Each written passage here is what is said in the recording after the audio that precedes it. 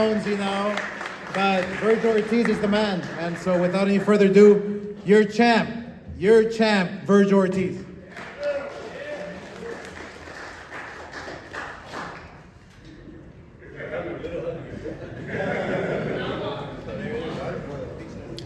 Thank you guys. I think after this fight is the fight where I truly feel like I'm 100% back to what I was.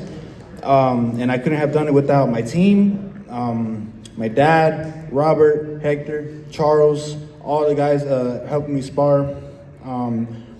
Dr. B, of course, and my promoters having my back 100% of the way. And I'm going to have your back too. I'm going to have y'all's back no matter what. That's it. That's all I got. All right. Thank you. Remy with Cigar Talk, Virgil. First of all, great performance. I wanted to ask you two questions. One, how would you rate your performance? And afterwards, you and Boots got into a heated back and forth. What was that about? I don't think it was very heated. It's just competitive talk. It was all right. I rate myself maybe like an A-. Maybe I got hit with some small jabs I shouldn't have got hit by, but I think I did what I was supposed to do. Great. And Oscar, I wanted to ask you a question as well. Remy with Cigar Talk. Oscar, how soon do you want to make that Boots Virgil fight, and who do you feel like is the A side in this fight, and how are you guys going to go about making sure that happens? Yeah, first of all, yeah, we should have a cigar. Do you have a cigar here so I can smoke it? I'm actually skeptical now. He's only ranked number 8. I'm actually skeptical because, and I told Eddie and Boots, do not come and watch Virgil live because you're going to be afraid of what you see. So we'll see. I'm going to sit down with Eddie Hearn, and we obviously have the upper hand because he's the better man, and see if we can come to terms, which I'm sure we will. But I told these guys, don't be there live because this guy's a monster. And you're going to be afraid, and you're going to probably want to take another tune-up fight. But hopefully that's not the case. Hopefully Eddie Hearn calls us, Boots promoter, and we can come to favorable terms for Virgil and get him what he wants. And we will make the super fight happen. That's the bottom line. I like promoting huge fights. I love promoting great fighters. And, I think this is a fight that the whole world would want to watch. I think the last fight was Oscar 35 years ago. 30? When you fought Trinidad. Two guys in their prime fighting, you were the last to do it, right? When has it happened since? Yeah, it's the last time it happened, about 6 years ago.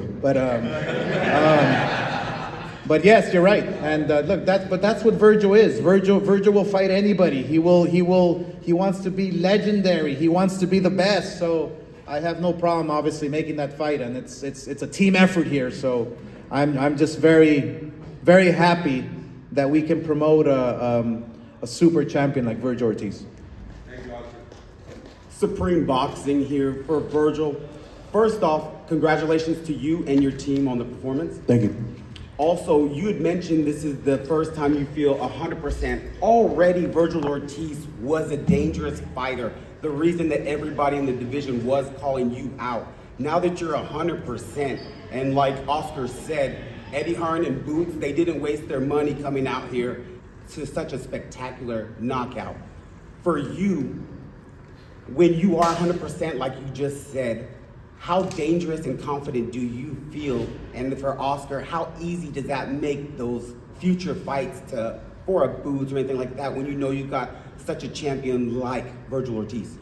I would never describe myself as dangerous. That's really in the eye of the beholder.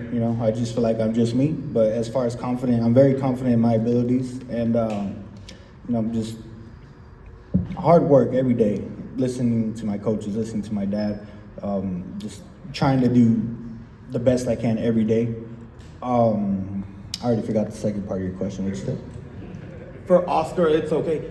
For Oscar, when you have somebody like Virgil who's doing everything right, does everything in the gym, trains hard, listens to his team, how easy for a promoter like yourself, for Eric Gomez, for Rick, is it to make championship fights?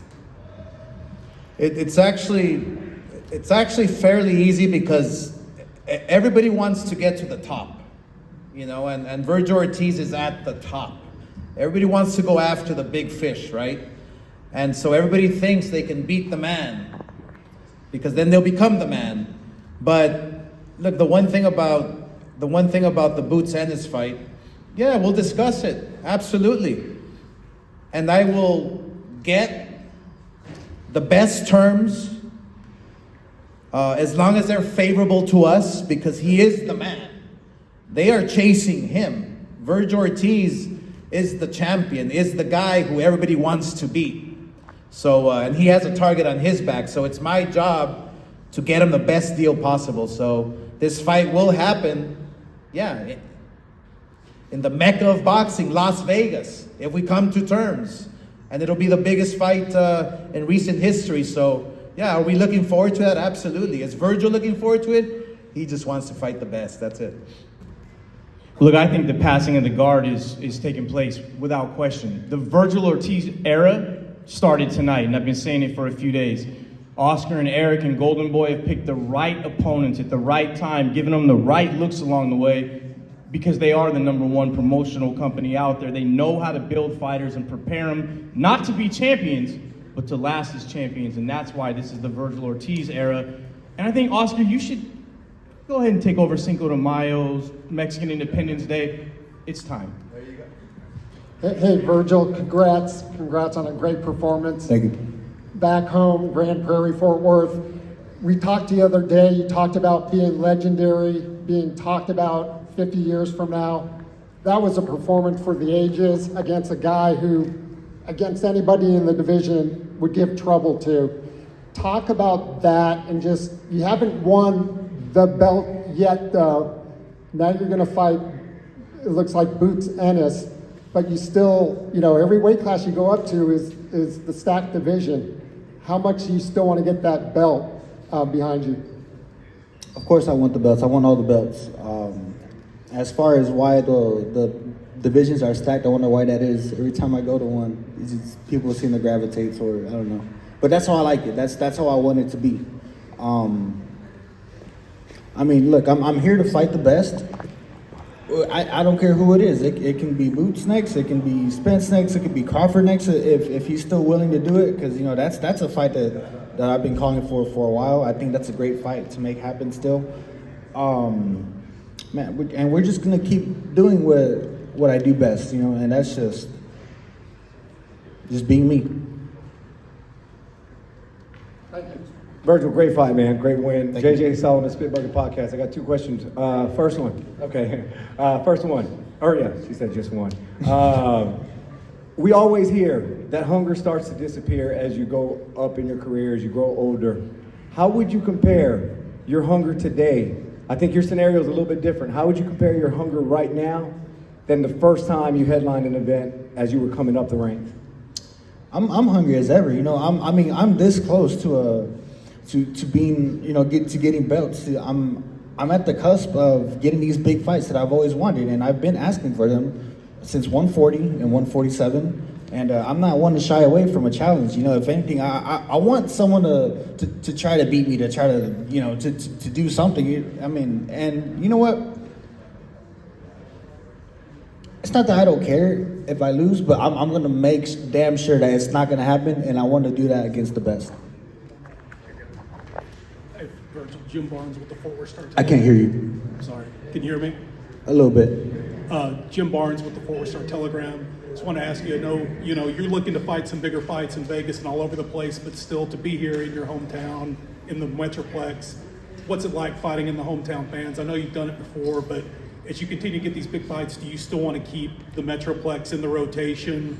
And same with Oscar, do you see continuing to come back here to Fort Worth and other places in the Metroplex during Virgil's career? Fighting in the DFW is always it's always an honor for me to fight in front of my friends, family, you know, my schoolmates and my teachers. I have a lot of love for my academic career because the teachers, you know, they really, I think they paved the way for me mentally. And that being said, I mean, Dallas is my home. You know, that's really all I can say.